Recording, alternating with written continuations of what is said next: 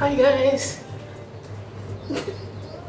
మన alphabet food recipe సిరీస్లో today's recipe ఈ ఫర్ ఎగ్ బటర్ మసాలా వచ్చింది. హాయ్, ఎలా ఉన్నారు అందరూ? బాగున్నారా? మేమైతే చాలా చాలా బాగున్నాం. సో ఇందాక చెప్పినట్టుగానే మన ఆల్ఫాబెట్ ఫుడ్ రెసిపీ సిరీస్లో టుడేస్ రెసిపీ ఈ for egg butter masala. Actually మేము చాలా రెసిపీస్ అనుకున్నాం అనమాట, బట్ ఫైనల్గా అయితే ఎగ్ బటర్ మసాలా ఫైనల్ చేసాము.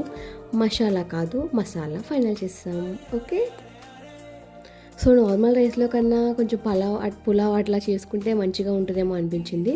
అందుకని పులావ్ అయితే చేస్తామన్నమాట ఫస్టే. నెక్స్ట్ తర్వాత వీడియో తీయడం కోసం కర్రీ అయితే ప్రిపేర్ చేస్తాము కొంచెం లేట్గా. చాలా మంచిగా వచ్చింది కర్రీ.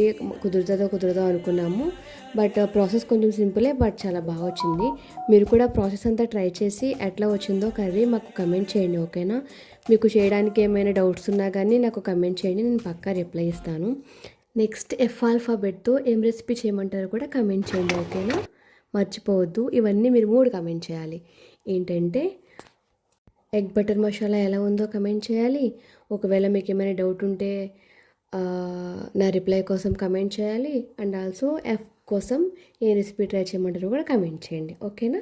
మర్చిపోవద్దు, కమెంట్ మాత్రం important. Okay, bye bye, have a good day.